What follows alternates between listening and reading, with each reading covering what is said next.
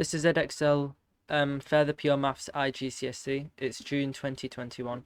It's a calculator paper as well.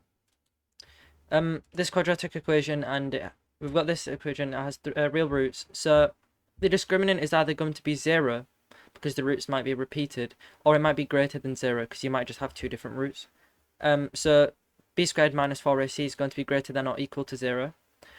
B here is k plus 5. A is 3 lots of k plus 2, so 3k plus 6, and then C is just k. Plug that in, just expand, and then collect like this.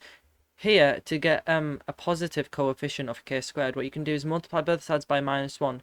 But when you do that with an inequality, what you do is you have to swap the sign around so it looks the other way. Alternatively, you could just add this to both sides, add this to both sides, take away this from both sides.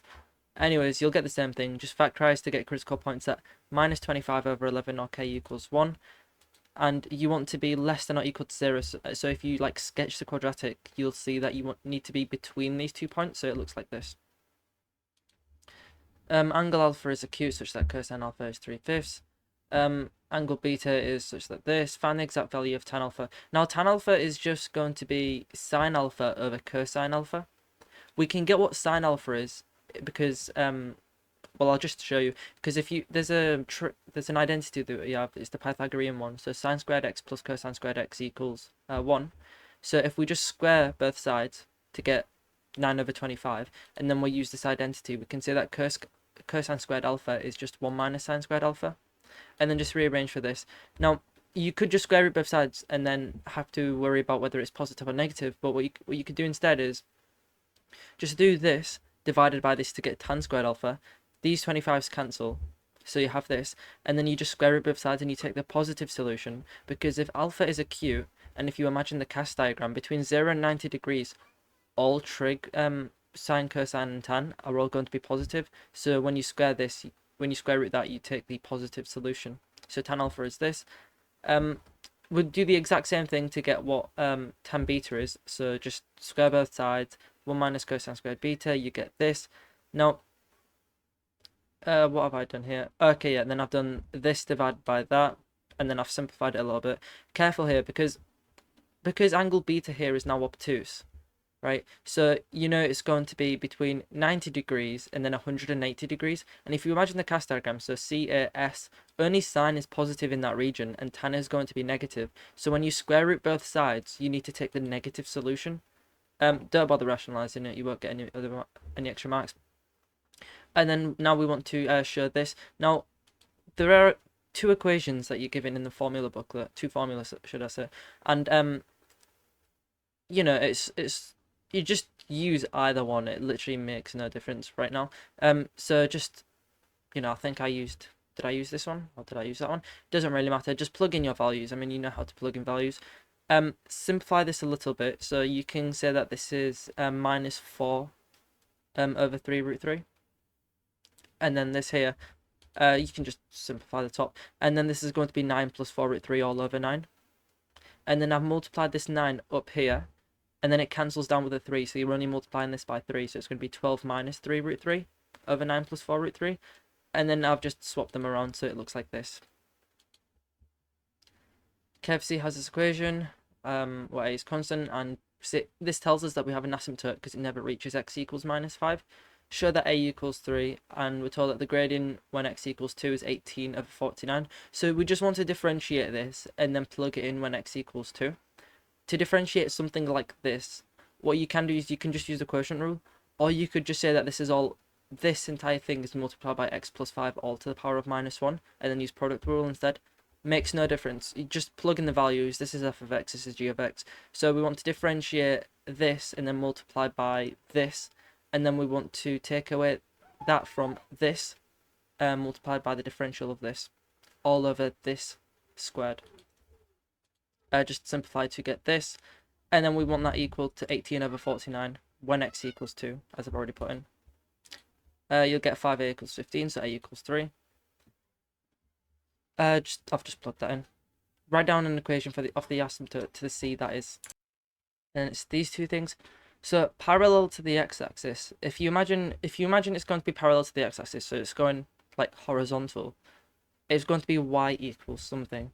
Now, just try. What does y never reach? Okay, you can just pick like simple easy numbers like y equals 1, y equals 2, y equals 3, and then just, you know, go from there. Or what you can just say is that, well, this is just like a graph that we do know. Just imagine it as being like say maybe 1 over x, or maybe instead, even better, 3 over x, and then it's just been transformed such that it's been moved 3 to the right. So the asymptote is going to be moved. No, sorry. It's going to be transformed so that it's moved 3 up. So the asymptote is going to be 3 plus the original asymptote at 0. So it's going to be y equals 3. Okay, and then parallel to the y-axis, so it's gone vertically up. Okay, that's just going to be x equals -5. It just tells us that. Find the coordinates of the point where c crosses the x-axis. So this. Well, it crosses the x-axis when y equals 0. So if you set that equal to 0, and then just multiply this on both sides to get nothing, so you get x equals 1, and then y obviously equals 0. And then when x equals 0 on the y-axis, this is just going to be -3 over 5. Sketch the curve C showing, you know, the asymptotes and whatnot. So we've got an asymptote at y equals 3, okay, and then we've got another one at x equals -5. So these are our asymptotes here. I've just put them in dashed lines because it's easy to see, and we'll just label them so you know what's going on. That should actually be over here. I don't know why that's there. It doesn't really matter. Actually, it does, but I don't care. What was it? So it looks like this. Now you know what the graph y equals 1 over x looks like, but you should just know that. And it looks, you know, so like if you were on this top quadrant up here, the other part of the graph would be down here, and if you were here, the other part of the graph would be down here. Okay, now the problem with that is we don't know if we're going to be in these two diagonal quadrants or these two. So what you can do is you can just plug in any values to see what you'd get. So if you plug in a positive x, do you get a positive y? Or if you plug in a positive x, do you get a negative y? And that will kind of tell you if you're down here or up here. And then you can just do that same thing with plugging in a positive y. Do you get a negative x or a positive y, or a positive x? So yeah, just plug in any values. Maybe plug in x equals 5, x equals -5, y equals 5, y equals -5, and just see where it takes you. You'll realize that it looks something like this. That should be like closer up to the asymptote. I don't know why that's so far away, but you know the other part of the curve must be up here now, like this. That's actually a better sketch. And then just label on the points. I mean, the points here, they're not too hard to label. I mean, you know how to do this, I hope. So this is just on the y-axis when x equals 0, and then on the x-axis when y equals 0. This is what it shows in the mark scheme. So it looks something like this. Arithmetic sequence and the sum to the first 10 terms. There's a formula for this. You're given it. It's this. Okay, and we just want to like put it in a general form. So if we just say u1, so the first term of the sequence is when n equals 1. So u1 equals 1 plus 1, 2 ln4.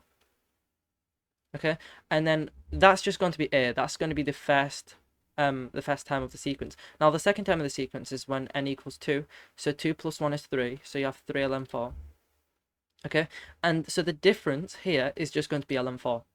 Okay, so a equals 2 ln4, d equals ln4, and then n is just n. Okay, because we want to go up to n terms. So just plug that into this, and then just, you know, just tidy up a little bit, distribute the n over 2. You'll get this. Now, this ln4 here, what I've done is I've said that's to the power of a half. Okay. Oh, no. What I've said that this is to the power of a half because this is just a half lot of this. Okay, and we can just bring that half up here. So now this is ln2. Okay, and then we can just expand this a little bit. Is there anything else that we can do? Okay, yeah, so I've said that this here is to the power of, this is just 2 squared. Okay, and then you can bring the 2 down, so you get this. And then I've expanded this as well, because when you do that, you can cancel this down with this a little bit to get 3n ln2, and then this. And just look at this. So we want just one ln2. So we need to just combine this into one. And we can combine into one because we've got the same base e. So we can just bring all the coefficients to the powers. So this is just 2 to the power of 3n. And then this will just be 2 to the power of n squared. And now because of our log laws, we can multiply these together if they have the same base. And we can put them under one input like this. And because they're the same base, we can just add the coefficient. So this is just n squared plus 3n. And that's your answer. Expand this in ascending powers up to and including the x cubed term. Okay, there's a formula for this because, you should just recognize this object. We've got a formula for this. It's in your booklet. Now, x here, just replace any x's with ax. Okay, and then leave everything else the same. So just do that, okay, and then only go up to x cubed, obviously, because that's what it wants. Now, what else can we say? The coefficient of x is 15, and the coefficient of x squared is equal to x cubed. Now, the coefficient of x here, so an, is equal to 15, okay, and the coefficient of x squared, so this here, including a squared, is equal to this here, including a cubed. I've multiplied by 6 on both sides. This reduces down, so you're only multiplying this by 3. Okay, and then what have I done? Okay, yeah, so you can cancel down the n minus 1s, and you can also divide by a squared on both sides, as long as you say that a is not equal to 0. Or because, it's just not going to be equal to 0 in this case, otherwise this wouldn't even be binomial expansion. So yeah, do that, and then just rearrange for a, you'll get a equals 3 over n minus 2. You know how to get from here to here, I hope. Find the value of a and the value of n. Well, we're told that an equals 15, and then we just found what a equals, so you can just solve these two simultaneously. Plug this into that, okay, and then cross multiply like this, get that 12n equals 30, so n equals 5 over 2, and then plug this back into any one, you'll get a is equal to 6. Find the coefficient of x cubed. Well, this was the x cubed term, okay, just plug in a equals 6, and then n equals 5 over 2. You just use a calculator, you get 67.5. Obviously get rid of the x cubed because you only want the coefficient. Show that just show that this is true. So we're gonna go from here to here. Now what you can do here is just expand this. So you get alpha squared minus 2 alpha beta plus beta squared. And then look here, so on this side we want a minus 4 alpha beta. So what I'm going to do is I'm just going to subtract a minus 4 alpha beta, and then I'm just going to add it back on here. Okay, so I've took away 4 alpha beta, but I've also added on 2 alpha beta, and that's the exact same as this, because when you collect these like terms here, you'll get minus 2 alpha beta. So I've actually not changed anything going from here to here. Okay, now you'll notice that this here is a perfect square. This is just alpha plus beta all squared, and then we've got the minus 4 alpha beta. Okay, so that part's done. What is this? So we've got this equation here, has roots alpha and beta, and we want to show that alpha minus beta equals 3k root 5. Okay, yeah. And then hence form a quadratic equation with the roots alpha plus 1, and then beta minus 1. Now this is suspiciously similar to alpha plus beta, where that would just be the sum of roots, and the sum of roots is minus b over a. You just know that. You should know that going into this exam, okay? And that's equal to minus 7k over 1, so it's just minus 7k. Oh no, sorry, obviously, because it'll be minus 7k over 1, so it's just 7k. Okay, so 7k equals alpha plus beta. Okay, now we know what alpha plus beta is. We've been given this identity up here, so I'm just going to plug this into there. Okay, okay, and then I've said that I've just used this. So I've plugged, instead of alpha plus beta here, I've plugged in 7k, and then I've just left this alpha beta here. Now we can deal with this later because we know what the product of roots is. It's c over a. Okay, now c over a here is just k squared over 1, so it's just k squared. So k squared equals alpha beta. Okay, so I'm just going to replace this alpha beta here with k squared to get this. Okay, and then I'm just going to collect these two together and then square root both sides to get alpha minus beta equals 3k root 5. And so that part's done. hence form a quadratic equation with roots this and this. So we're multiplying roots together now of this new equation. We don't know what it is, but we know that its roots are just one more than the alpha root of this equation here, and now one more than the one less than the beta root. Okay, so when we're multiplying the roots, it's just going to be c over a of the new equation. Okay, I'm just going to expand this out to get this. We know what alpha beta is. Okay, and then this here, just be careful. This is minus lots of alpha minus 1 multiplied by alpha minus beta. You could actually just leave it as alpha plus beta, because we can just, figure out what that is. That's just 7k. But anyways, yeah, you'll get this. Okay, and I've also replaced this alpha beta with k squared, because, we know that. Now, c over a is this. Now, we'll just leave that there for now. And now we can say the sum of roots of this new equation. So alpha plus 1 and then beta minus 1. So just sum those together. Cancels down to get alpha plus beta equals minus b over a. We know that alpha plus beta is 7k, because we've already worked that out. Now, if we fix a to be, say, just 1. Okay, so let's just say a in this new equation, so the coefficient of x squared is just going to be 1. And it's going to be in the form this. So this a just actually goes away. Then we can say that c is just equal to all of this, okay, and b minus b is just going to be equal to 7k. So that means b is just equal to minus 7k. Okay, and that's fine. You can just leave it like that. I have just put a bracket around this so you can clearly see that this is the c term. But yeah. KFC has this equation using calculus. Find the coordinates of the stationary points. So stationary points occur when the first differential is equal to 0. Now we can just use the quotient rule again. F prime of this is just going to be 1, so it's going to be 1 lot of all of this. Okay, and then that's going to be subtracted by f of x, which is just x lot of 2x here, because it's just differentiating this bottom part here. So that's going to be x multiplied by 2x, which is just 2x squared. That equals 0. Now, I don't actually know why I didn't just simplify this here, but this is just going to be x squared minus 2x squared, which is just minus x squared. But anyways, multiply by this on both sides, and then you get x squared minus 4 equals 0. You should just know that this is x equals 2 here. Now, and then y would equal a quarter if you just plug it back in. You know how to do this. And then just be careful, because you can actually factorize this to x plus 2, x minus 2. And that tells us that x minus 2 is also a solution. So the other y value must also be minus a quarter. So we've got this point here, and then we've got another point here, and those are our two stationary points. And we want to determine their nature, so we need to differentiate this again.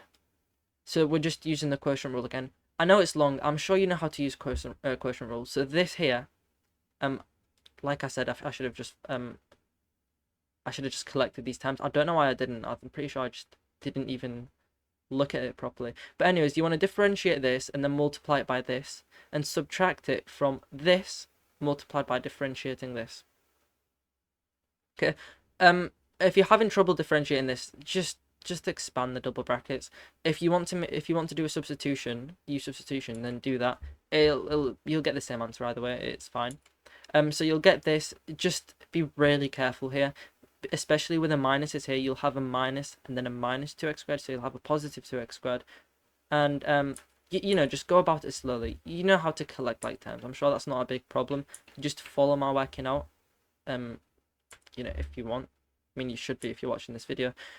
So you'll get this, okay, when you factorize it, and that's the same as that. Now, actually, to be fair, maybe I should go through some of this. Let me see. My working out is just so full that, it'll just take me forever to go through what I've done. I'm not even going to go through this. This is all correct, by the way. You can just look through it if you want. We've got this anyways, which is what we wanted to show. And then we want to find out the nature of this point and this point here. So just plug in when x equals 2 to find out what you get. You'll get an answer that's less than 0, so that's a local maxima. And then if you plug in x equals minus 2, you'll get a solution that's greater than 0. An answer that's greater than 0, so that's a local minima. Given that n satisfies this equation here, find the value of n. Okay, so we've got the same base, okay, and we've got two logs that are adding each other, so we can just multiply the input. So this is going to be log base a of 3 lots of 2n minus 1, so it's just 6n minus 3, and then just do a to the power of this, and then a to the power of that on both sides to cancel the logs. So you have n equals 6n minus 3, and then just rearrange for n to get 5 over 3. Oops, did not mean to do that. Given that log base p of x equals 3 and log base p of y minus 3 multiplied by I wanted to say something about this here. Now this is just formatted really weirdly because you can't clearly see what's actually inputted into the log. You can't tell if this is a log base p of y, and then that's just one log there, and then take away 3 lots of this. It is just really weird when we get on to say this part here, but just for this first part here, we're just going to do p to the power of p to the power of both sides. So p to the power of log base p is just going to cancel to get 1, so you just have x equals p to the power of 3. Okay, now express xy in terms of p. I have put brackets here just so you can clearly see what's going on here. So we've got all of this is equal to 4. Okay, and this here is log base p of 8 because this is actually 3 multiplied by this log, I think. So this is just going to be log base p of 2 to the power of 3, which is just 8. Okay, so we can do this, take away that. When you're doing that, it's just log base p of y over 8 because it's the same base and you're just taking them away. So you have this, and then I've done p to the power of both sides to get this, and then just rearrange for y to get this.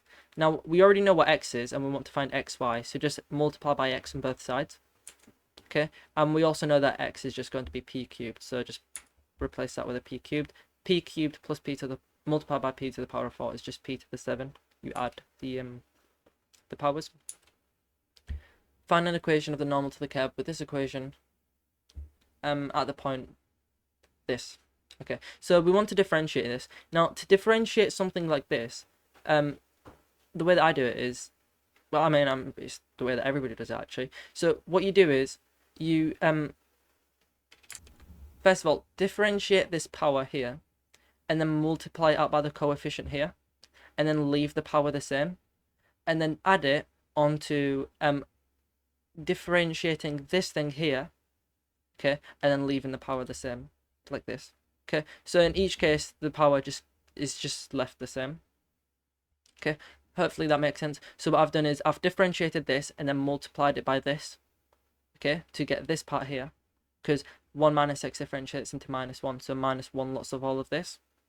Okay, and that part is just done, and I've left the power the same now. And then I'm going to plus it onto differentiating this, which is just going to be 3x squared minus 2, and then leaving the power here the same. Okay, hopefully that makes sense. And then when x equals 1, so just plug in x equals 1, you will get 2. You want the normal, so it's going to be the negative reciprocal, so it's minus a half, which is the gradient. It doesn't actually ask like you for a specific form, so just use y minus y1 equals x equals m lots of x minus x1. You should know that. The y1 refers to the y coordinate of the point, and then the x1 refers to the x coordinate of the point.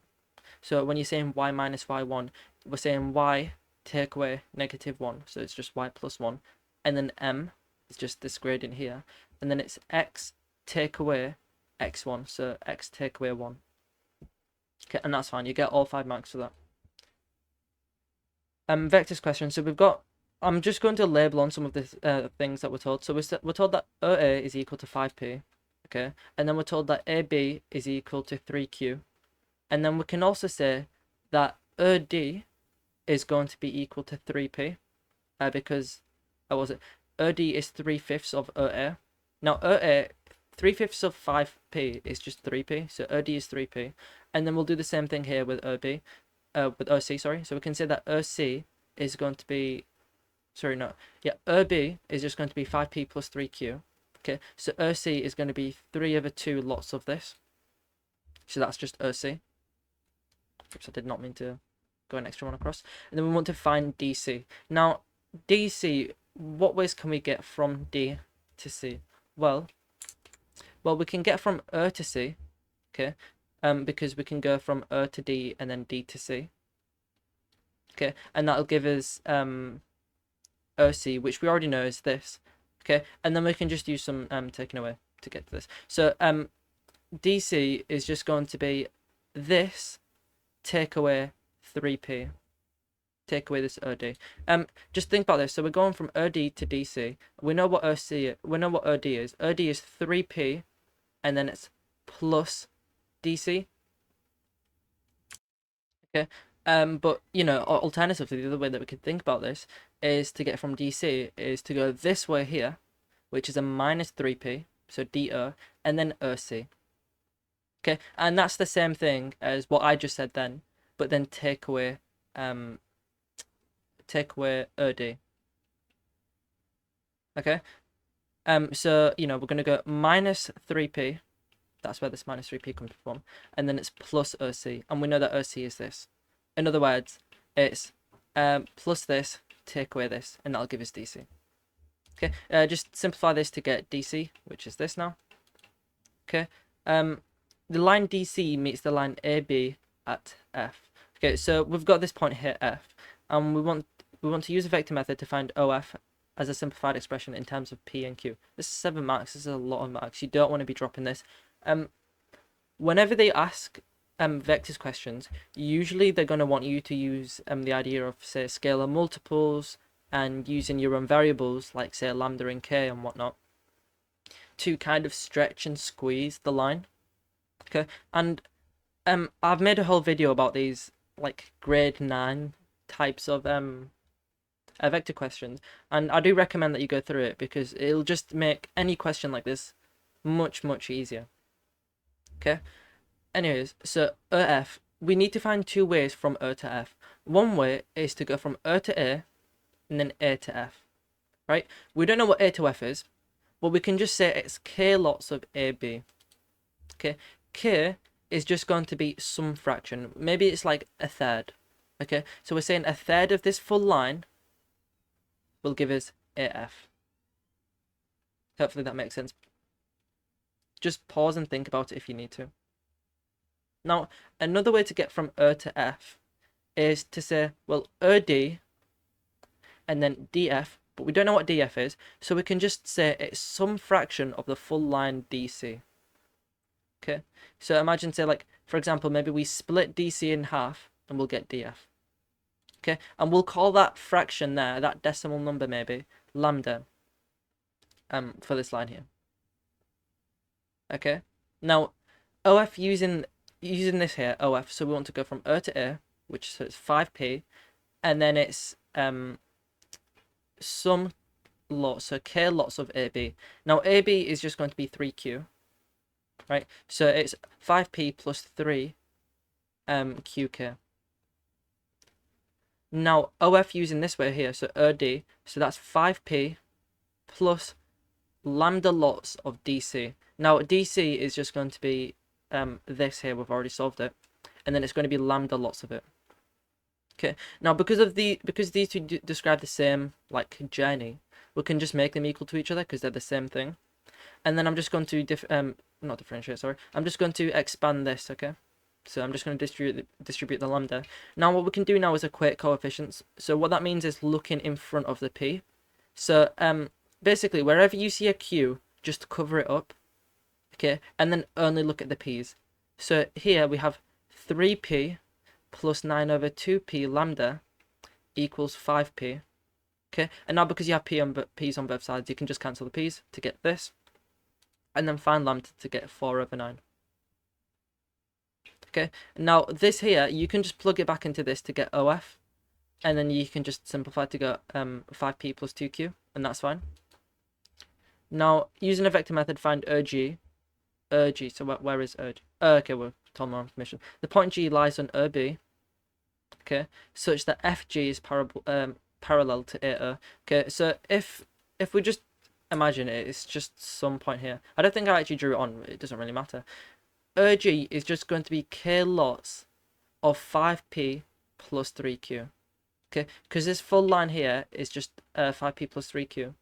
And then we're just going to say it's some lot of this full line. So if we have this full line and then we take, say, 2/3 of it, maybe like up to here, that might be the point G. Now we don't know what that number is, so we'll just call it k again. Okay, and then I'm just going to expand this. Okay, now we've got g. Okay, now we're told that fg, so fg is parallel to AO, what is AO? Is parallel to this. That means that fg is just some multiple of this, because it's just some scalar multiple, because when you have parallel vectors, they're just scalar multiples of each other. But remember, there's also another way that we can represent fg. Okay, because so we have OF as 5p plus 2q. Okay, so we can say, instead of going from to f, what if we go from f to and then to g? Okay, so f to is just going to be minus 5p minus 2q, and then it's plus to g, and we found what to g is. It's that. Okay, now back to the idea when I said that it was parallel, so AO is parallel to FG, so that means it's just some scalar multiple of it. Okay, now these represent the same thing, so we can just equate them. And then just equating coefficients again. So looking in front of the p's, so we've got minus 5 lambda equals minus 5, and that's all. Oh no, plus 5k here. Okay, we'll just leave that for there. You could just divide by 5 on both sides, actually. And then now we'll look at the q's. We've got 0q on this side, so 0 equals minus 2, and then it's plus 3k. Okay, to get and you get k's 2 over 3. Now you don't actually have to solve for lambda if you don't want to, because you can just plug this back into this one here to get OG is just this, and that's your answer. You could just find lambda if you want, just cause you don't get any extra marks, so there's no point. Anyways, last question. Using a formula from page 2, show that this here is true. Okay, this is the formula that it's referring to. The reason why it's this is because what if what if A is just x and then B is also x? Because then cosine of x plus x is just cosine 2x. Okay, and then just plug that in. So cosine x multiplied by cosine x is just cosine squared x, and then this is minus sine squared x. This here, we only want it in terms of sine squared, so we're going to get rid of this. This is just 1 minus sine squared x, and then just rearrange a little bit to get this, and that's fine. That's your answer. Is that all I've done? Yep. Okay. Find the coordinates of each of these points. So we've got this curve here, which is sine x plus 2, and it's intersecting this other curve here, cosine 2x plus 2. Now, the reason why it's giving us this first part here is because it wants us to use it for this part here. So we know that this graph here is going to be intersecting this one, so that means we can just solve it simultaneously. Okay, now cosine 2x, well, we know what that is. We just found it. We just found out what it was. So just replace this with that, and then just tidy it up a little bit. This is a hidden quadratic. I'm not going to do a substitution. Just say that y equals sine squared x if you really need to. Sorry, just say that y equals sine x, so that means sine squared x is just y squared, and then factorize it and solve it. You'll get these two solutions for sine x, and then just do inverse sine on both sides. You do need to be working in radians, by the way. Edexcel just wants you to work in radians, so just make sure you are. Okay, you'll get pi over 6 for this first one here, and then you want the other solution, so that's just going to be 180 degrees take away this, or pi take away this, so it's just 5 pi over 6. And then for this solution here, it's 3 pi over 2. Okay, and now you can just think to yourself, well, A and B, just by inspection, we can see that they have the same y coordinate. Okay, so, and this one is more to the left because it's smaller than this one. So we can say this point here is pi over 6 and then 5 over 2. I've just plugged in pi over 6 back into one of these to get what the y solution is. And then, so this one here must be 5 pi over 6, 5 over 2. Okay, and then that leaves us with this one being 3 pi over 2 and then 1. Okay, so we've got these 3 points now. Okay, and we want to find this shaded region plus this shaded region. Now, what we can do here is we can integrate sine x plus 2, so this curve here, between A and B, okay, just to find out this full region here. And that includes the white region below it, okay? And then we can take away the integral of cosine 2x plus 2, so this curve here, from here to here. So now we're taking away this white area. because when you integrate this between these two limits, you get given the white area. And then when you integrate sine x plus 2 between these two limits, you get given this full area, this grey area that you want, plus the white area. So when we do the full area, take away the white area, we'll just get R1. Okay, so we'll integrate this from pi over 6 to 5 pi over 6. So it looks like this. Then we're going to take away the integral of cosine 2x plus 2 between those same limits. Now, sine x here differentiates into minus cosine x, and then this here will just become 2x. And then this here, this is just the way that you do this is you differentiate the input.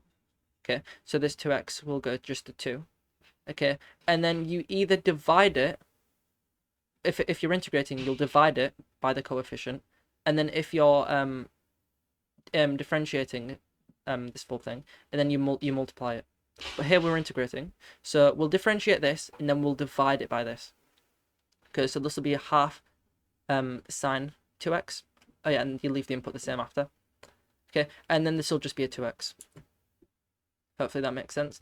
I've not included the plus these because they're just going to end up cancelling anyways. I hope you know how to do this. I don't really want to go through most of it. I think I actually did anyways. Yeah, I did. Okay, so what you do is you just, instead of all the x's, you plug in 5 pi over 6, and then you take that away from if you were to plug in pi over 6, and that just put that into your calculator. You'll get root 3 plus 4 over 3 a pi, just for this part here. And then we'll do the same thing for this part over here. So you plug in 5 pi over 6, and then you take that away from if you were to plug in pi over 6. Like that. You'll get this for your answer. And then we want to do this part here, which is this. Take away this part here, which is this. So this take away that. Careful, it's a minus minus, so it's a plus. So you get a 3 root 3 over 2. And that equals R1. Okay? So that's the first part done. Now, here we're going to do something very similar. But this time we're going to do this cosine 2x, because that's above it. And then we're going to take away the integral of sine x plus 2. Just between these two points. I'm not going to explain why that is, because I've already done it. You know, and then the roots, and then sorry, not the roots, the limits from 5 pi over 6 to 3 pi over 2, and that's for the same for both of them. We've just integrated this and this, so you just plug it back in. The only thing you need to do is putting in the limits. So replace the x's with 3 pi over 2, and then take away it from, if you had to plug in 5 pi over 6. For this first part here, you'll get this, and then for the second part here, plug in 3 pi over 6, and then take away from if you were to plug in 5 pi over 6. You'll get this. And then we want to do this, take away that. You'll get 3 root 3 over 4, and that equals R2. Now, you want R1 to R2. Okay, so it's 3 root 3 over 2 to this. Multiply by 4 on both sides, and then just cancel the root 3's on both sides. Okay, and that'll give you 12 to 6. Okay, which is just 2 to 1. And that's your final answer. And that's the entire paper. Thank you for watching.